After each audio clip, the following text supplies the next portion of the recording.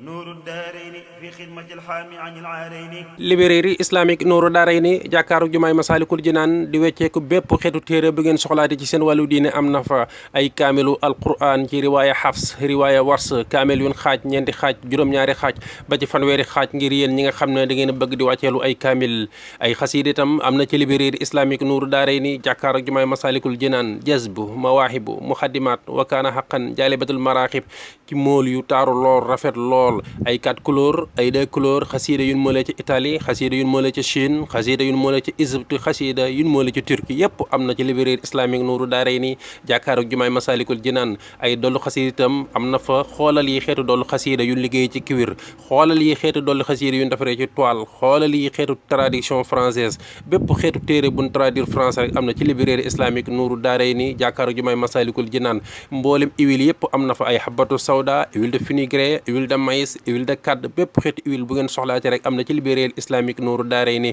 ba ci huile yi yokku karaw ay maxtum ay mbaxana ay parfum ziki xuut bépp xeetu produit yi bu jëm ci seen wàllu diine rek am na ci librairie islamique Nourou Darayni jàkkaaru jumaay Masaalikul Jinaan maam Cheikh Fall Téere 77 614 15 11 77 614 15 11 wala 76 688 11 18 Facebook librairie islamique Nourou Darayni